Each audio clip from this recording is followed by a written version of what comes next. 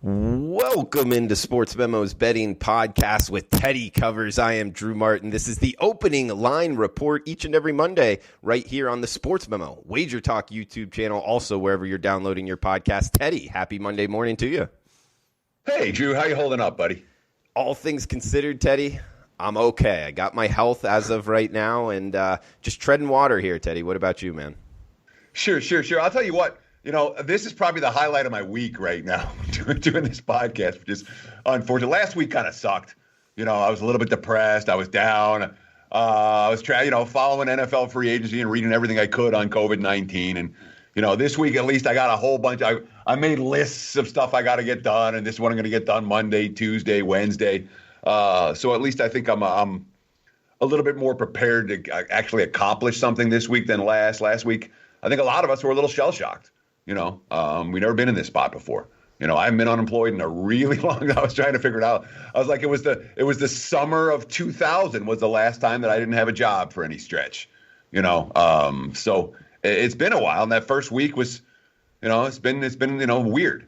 That said, you know, it's Monday morning, and like I got a whole list of stuff I want to get done this week, and we did follow. Again, we're tracking the lines. We're tracking NFL free agency as closely as we can. Last week, so I certainly have some ideas about where the markets are going to move and what teams got better and what teams didn't. But I don't know. What was the question you asked me? I'm doing okay, Drew. Okay, sounds like you're kind of. I feel better. I feel better today than I last week was just one of those weeks you just write it off. You know, you're like, hey, you know, a lot of weird things happened. I didn't get squat done. I'm not going to sit here and, all right, this week's going to be the same. You know, you got to get up and start moving. And you know, so far so good for a Monday morning. All right, Teddy. And, yeah, I mean, guys, we got the agenda here in terms of we'll hit questions at the end. We appreciate everybody on Twitter reaching out at Teddy_covers and at Drew Martin Bets with any questions you want us to answer on this podcast. Also, going forward, feel free to reach out to us with any questions each and every Monday. We got winners and losers of free agency in the NFL. We got we'll try to make a number here of when the NFL season starts and ends, if it's all on time. Also, college football games of the year, and then we will hit those questions. Teddy, you know, one thing that always stuck with me, my manager at JP Morgan, the sales manager, he would always say, you know, don't let a bad day become a bad week. Don't let a bad week become a bad month. And if you start having bad months, you're in real trouble. So that just always kind of stuck with me. So hopefully that can help you, Teddy. Well, and it's very true in the handicapping world as well. We talk about the concept of, you know, the fresh start every day or a fresh start every week, and the lines pop every morning or, you know, every night. And you have to, in doing this over the long term, you really have to. And it's a Rob Vino quote. You know, you need the mentality of an NFL cornerback, which is no short-term memory whatsoever. You know, whatever happened yesterday is gone, and it's about this play and this day, and you're 0-0 today, and what are you going to do? So that makes a ton of sense in the don't let a bad day become a bad week, and definitely don't let a bad week become a bad month. As a handicapper, many of us have learned that lesson the hard way. And as a person, I try to avoid that mistake. Yeah. And Teddy, we can talk about like when some sports are going to be starting here, at least our number on when that. But first, want to start off with NFL. You know, free agents here. We got some winners, some losers. Tom Brady making a move, obviously the headliner there. But there's other moves as well, Teddy. I'll just throw it over to you, man. You got any hot takes, anything you want to throw out there about NFL free agency winners and losers? Sure. I mean, and then again, right now, it is only a piece of the process. My NFL off-season grades come from I tend to give them after the draft, because you say, all right, what'd you do in free agency and what'd you do in the draft? You put those two pieces together, and did this team fill their holes, or did this team go into the training camp with a bunch of holes still? That said, early in free agency, I mean, the obvious winner is Tampa Bay. You know, when you bring a 6-time Super Bowl champion onto your team in Tom Brady, and say what you want about Jameis Winston. It's very interesting. We'll talk about Winston and Cam Newton in a minute. Sure. Two former number ones who literally have no job and no takers right now. You know, Nick Foles is getting hired. You know, which, but Jameis and Cam can't seem to do that right now. But certainly Tampa at or near the top of any list for a team that, you know, has catapulted themselves from okay into, hey, this team's going to be competing for Super Bowls. this year. I think there's no question about the Bucs. And Arizona's another team, and what maybe their biggest move wasn't in free agency per se, as opposed to the trade, the trade they made for DeAndre Hopkins. But every move Arizona's made has been we're going to be better this year type of move. So Arizona and Tampa Bay, we've seen two teams that the markets already have been paying attention to in terms of their free agency moves. And both those teams make a lot of sense to me as teams that have notably gotten better. When you talk about a loser, again, I hate to make fun of Nick Foles, but, if you're a Bears fan, are you comfortable with this Trubisky-Foles competition right now on a team that has everything else in place to make a run? What Chicago has done, and again, they haven't the moves that they haven't made on their offensive line have stood out to me as well. I don't think the Bears are a team I've been impressed with, and the Lions are another team in that same division. A Lions team that, in theory, has the quarterback to make some noise.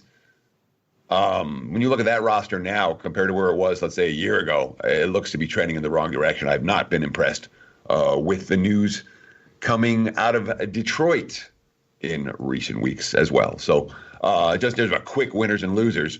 There's two winners, there's two losers. Those all four stand out to me as teams that have noticeably gotten better or not gotten better over the course of the initial part of free agency. And Teddy, just to follow up to two of those, Arizona, a lot of firepower, kind of a unique offense they're running there. And I'm with you. Definitely, kind of stock in their roster here. But are you kind of on the Arizona Cardinals train to improve this year, not in the future, this year, bet on? Yes, absolutely. Okay. When you have a quarterback who can make plays and you surround a quarterback with talented weapons, guess what? Your team is capable of winning games. Arizona last year overachieved in a lot of ways. They were a bad team that found ways to steal some games. I wouldn't be surprised this year if they're a mediocre team that finds ways to steal some games, and that puts them in the 8, 9, 10 win category as opposed to the 7 wins where they're lined right now. And what about Tampa Bay? Tom Brady coming down to Florida. How much of an improvement do you think this is? Obviously, Jameis Winston last year did not have a good year, so year to year you'd think it's a pretty big improvement. But, at the same time, Tom Brady is a little bit past his prime here. Oh, he's more than a little bit past his prime. I was trying to Tom Brady, he's past his prime. But it was interesting where Indy was like, there was some talk, or do we want Rivers or Brady? Mm-hmm. And the Colts were, we want Rivers. Oh man. It was a clear decision for them after looking at the film, and that is an organization whose brain trust we trust. And he's been very good in that regard.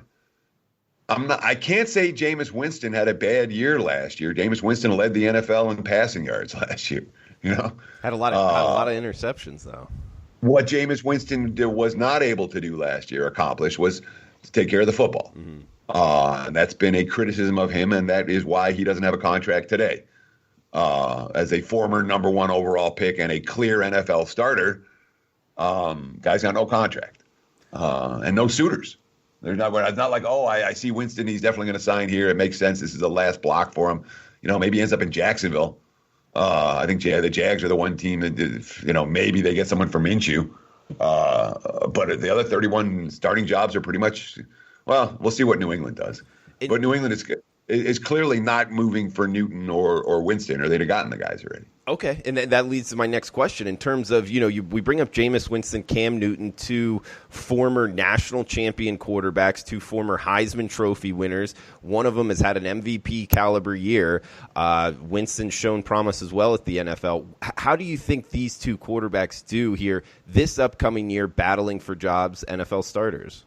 They're screwed, both of them. Down the line, maybe not, but for the quarterback carousel has been spinning pretty fast, over the course of the first week of the free agency. And when you think, again, neither Winston nor Newton comes on a bargain contract, Mm-hmm. And in the modern NFL, where teams are often looking to draft the guy so they can control him for 5 years, And that's why you talked about moving up in the first round to get a guy, it's worth it to take a guy with move up in the first round to take him with a 32nd pick as opposed to the first pick of the second round because you get that extra year. So you have all these teams with quarterbacks, their quarterback of the future that are under contract that they're not paying market salaries for yet. And you have your superstar QBs who are all getting paid. And then you have all the other QB situations in the league where it's like, all right, well, we're going to go with this guy. We're going to go with that. I mean, there's a clear plan in place. New England's the one team that doesn't. I would not be surprised if Jarrett Stidham is their starting quarterback. I would not be surprised if the Patriots make some low-cost move, much like the move that they made to get Tom Brady back in the day, to give them something at the QB position besides Jarrett Stidham. And they have some. They signed Hoyer. But I don't see Winston or Newton ended up in New England this year. I would be very surprised to see that happen. Teddy, I've seen Jarrett Stidham play a lot of football, and I just don't see it. And another guy I've seen play a lot of football, both Auburn Tigers, is Cam Newton. I would take Cam Newton every single time if you told me if I could choose one quarterback for next year being New England, I would choose Cam Newton. And you just don't think they're going that route. Well, Newton, I mean, the issue is you have to pay Newton. Why isn't Brady in New England? Brady's not in New England. I mean, besides the rift, they wouldn't pay him. Okay. The Patriots, as an organization, don't pay guys, and everybody knows that. I would be very surprised to see Cam Newton in New England. That being said, if I had a choice between Newton and Stidham, it's not. I mean, obviously, one's the number. Well, and Winston and Newton were both number one overall draft choices. Mm-hmm. Okay. Newton has won an MVP award. He's taken his team to the Super Bowl. He hasn't been healthy in recent years. You can't, the Patriots aren't likely to pay a guy who is not of Tom Brady's health, and Brady was as healthy as it gets. And Newton hasn't been that.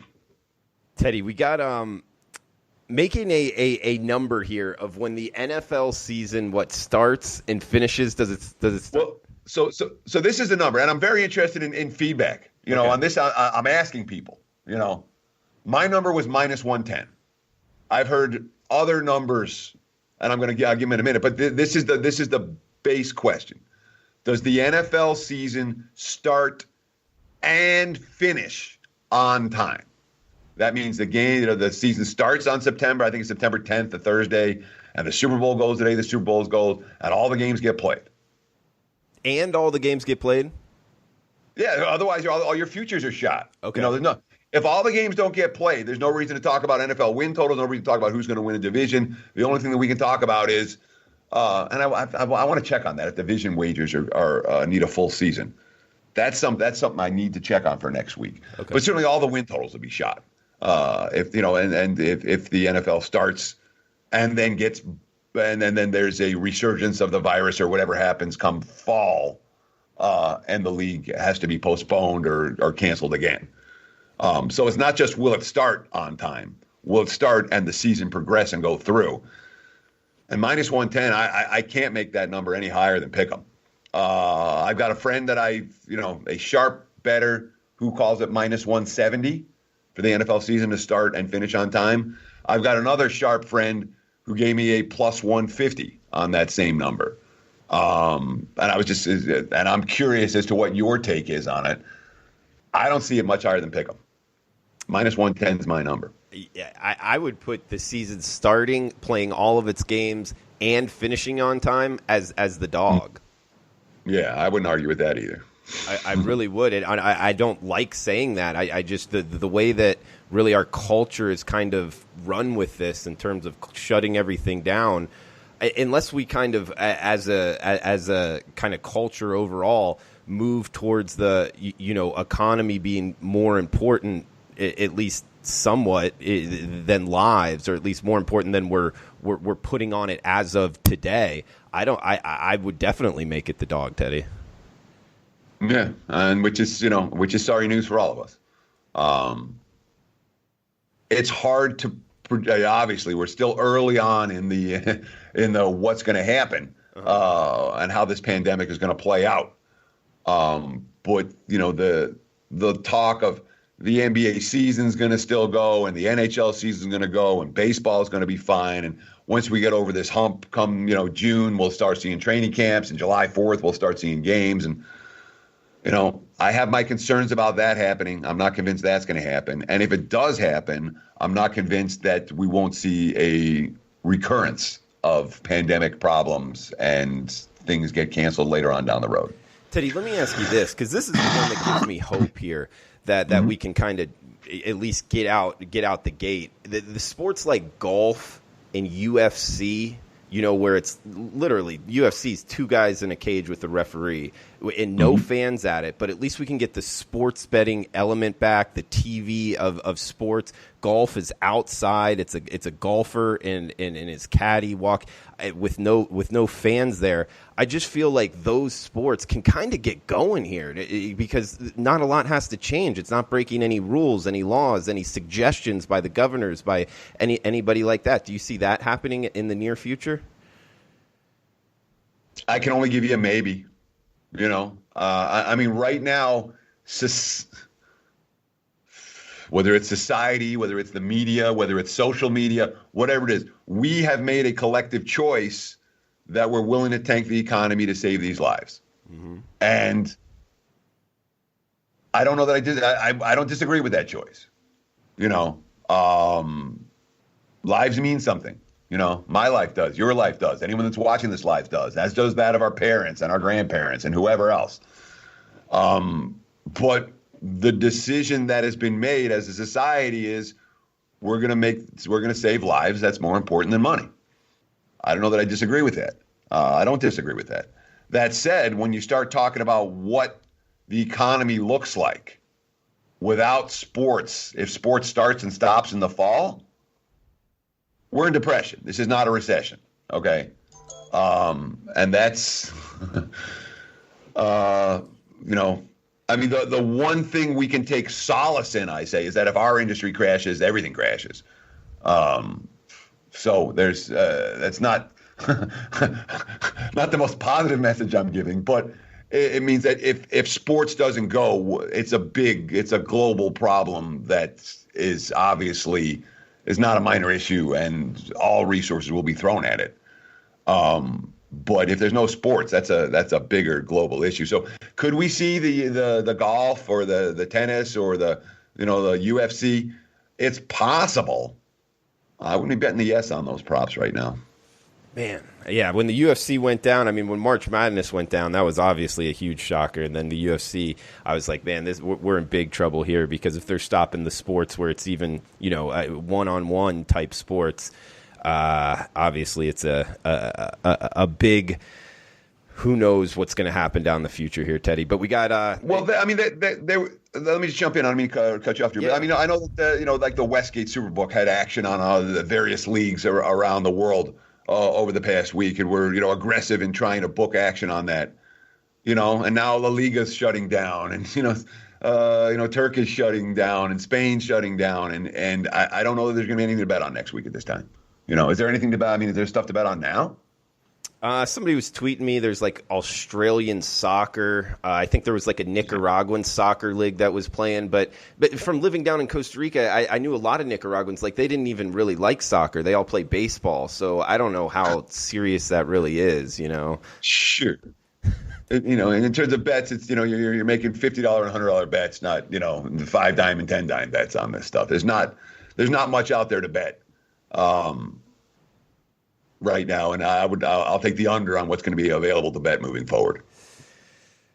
After that grim news, we do have college football game of the years, Teddy, which we can hopefully get to here. We got some Auburn, Alabama's, Notre Dame, Navy. What kind of Utah, BYU, the Utes -6.5 against BYU, Florida, LSU, Florida -2.5 at LSU.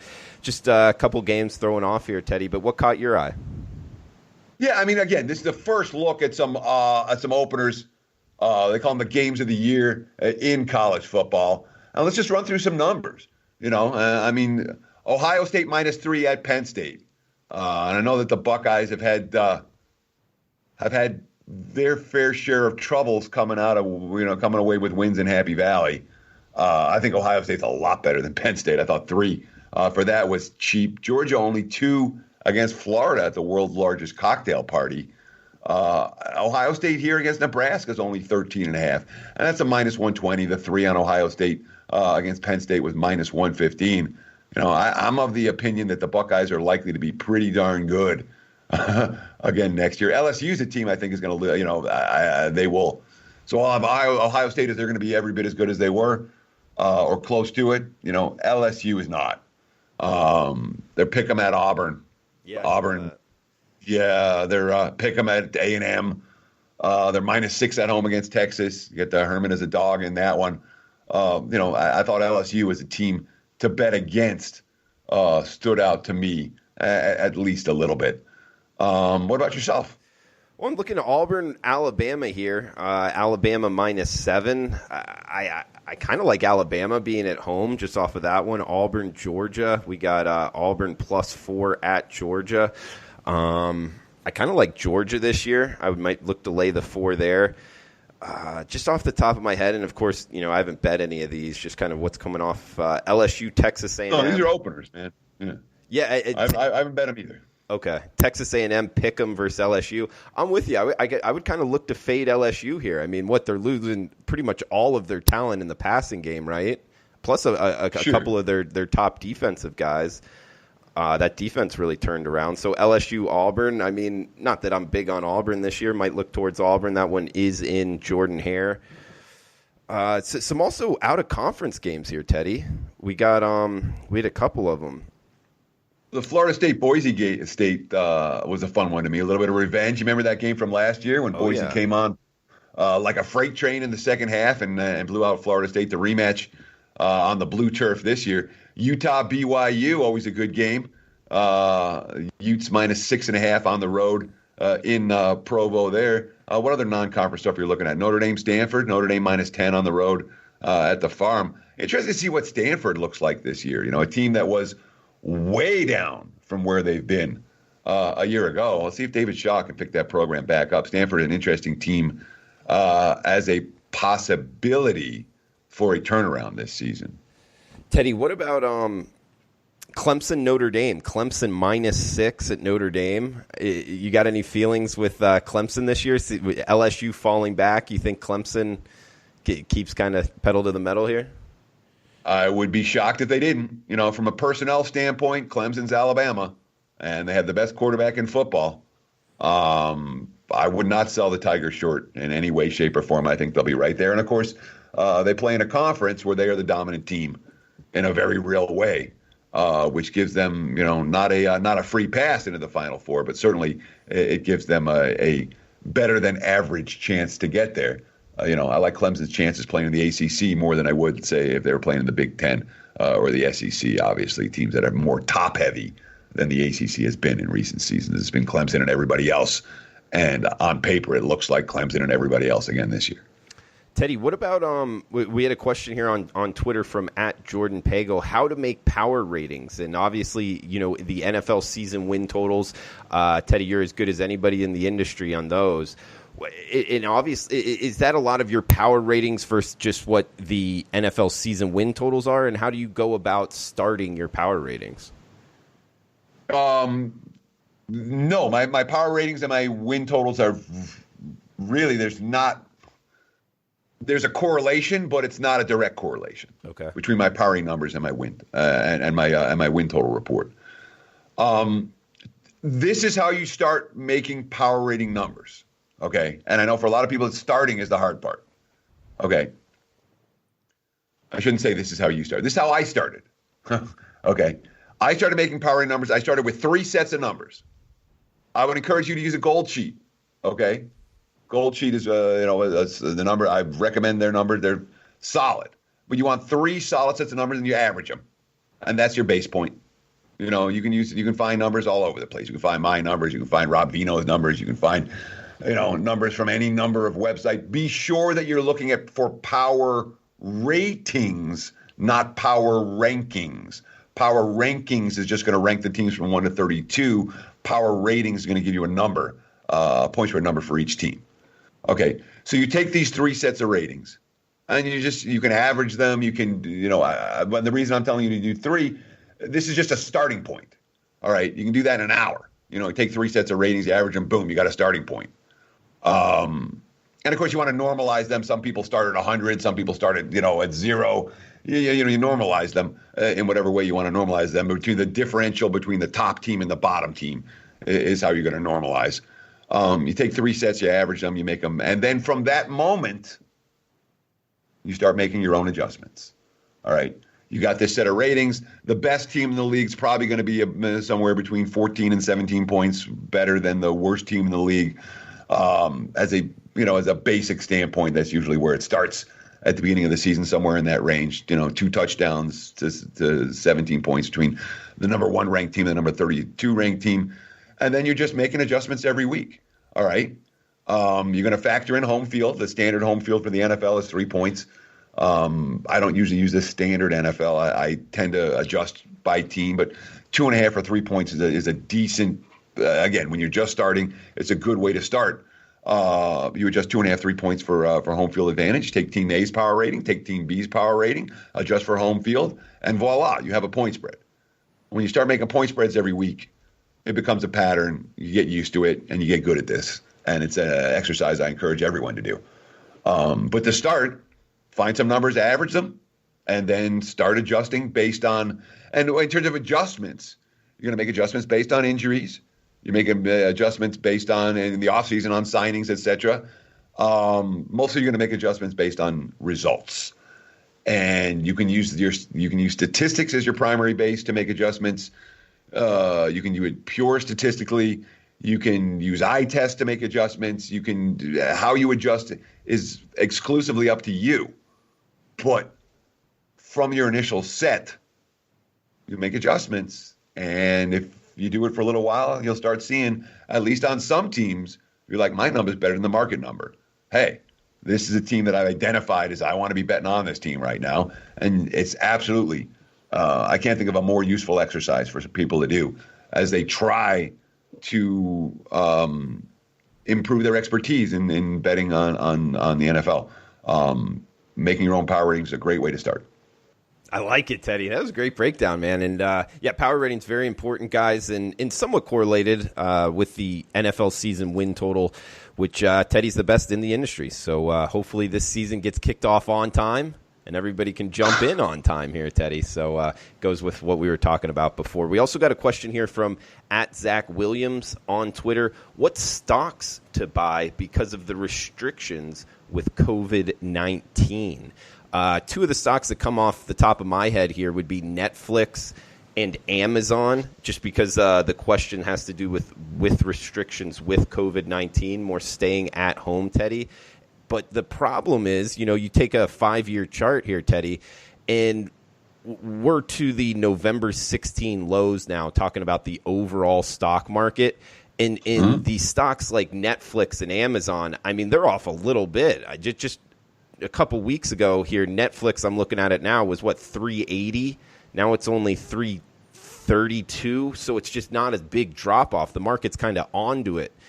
Same thing with Amazon here. Amazon's not far off of all-time highs. So when you start talking about, the drop in the value buying, market's kind of onto the economy right now needs Amazon, needs Netflix, those type of things, and it's in their sales. I mean, Amazon just said they're hiring 100,000 employees, and everybody else is dropping off. So the market reads onto that, and it's just not as value buy. But those are 2 stocks that I would look at if you got some extra money, just because it's tough to jump in, Teddy, in terms of looking to catch a falling knife. You don't want to do that with the overall stock market, and we're down as we're talking right now, Monday morning, down again here. Do you have any thoughts on buying stocks right now? So the gaming stocks are interesting. The gaming stocks have crashed, and when we look at Las Vegas as a whole, unfortunately, as I don't know, there's a city in the country that's going to be more affected by this than we are, being that we're completely shut down. No way. Yeah. I mean, everything's shut down, and we rely on tourism, and tourism is shut down. So as far as, you can make our case Orlando or Tampa Bay may get hit, like we do.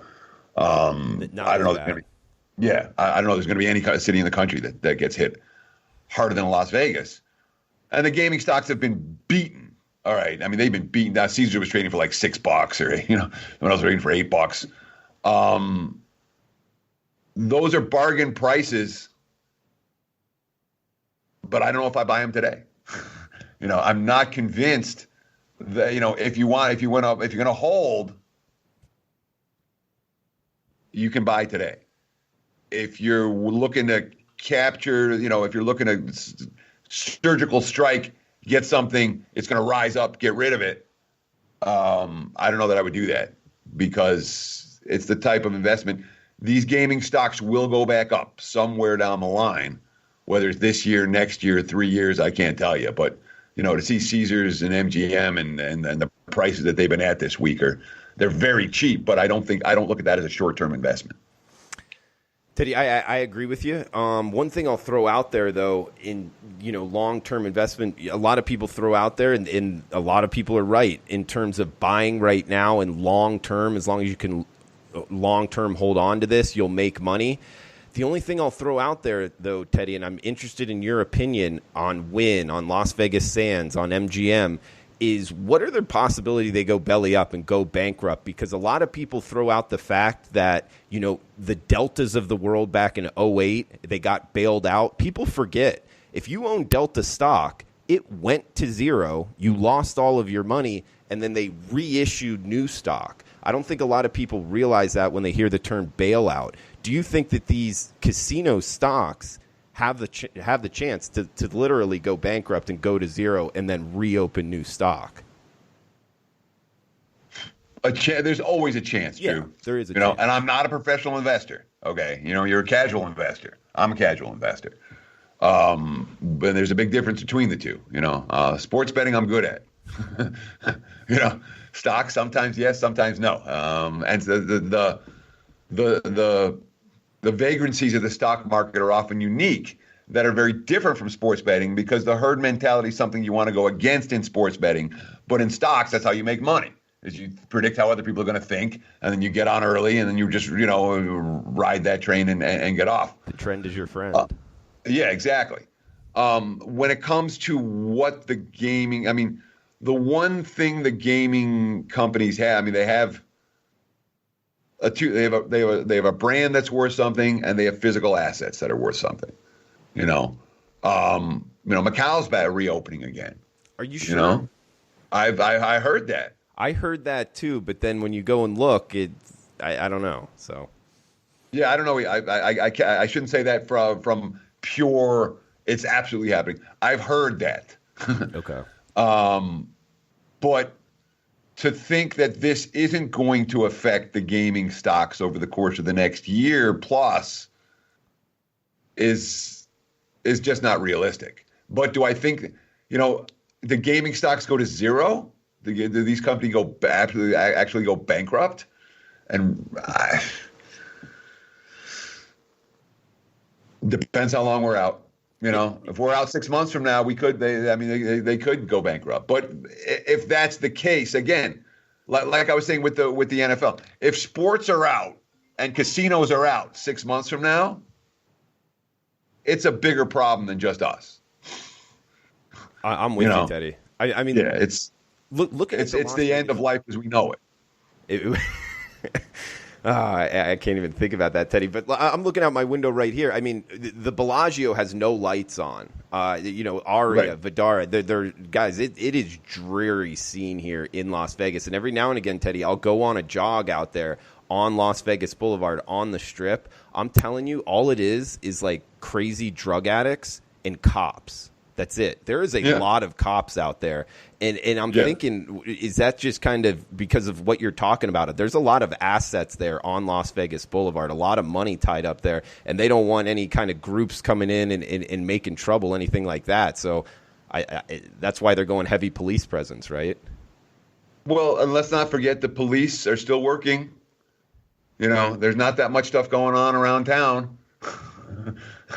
So you're seeing their presence on the Strip. Yeah. You know what I mean? The officers are still working. Yeah. Oh, yeah. And they got to go there. They got, here's your shift. What are you going to do? Mm-hmm. All right. Here's what you're going to do. Yeah. So it to me, I'm not surprised by that. Teddy, anything else you want to throw out there, man? I think we hit on all the topics we talked about.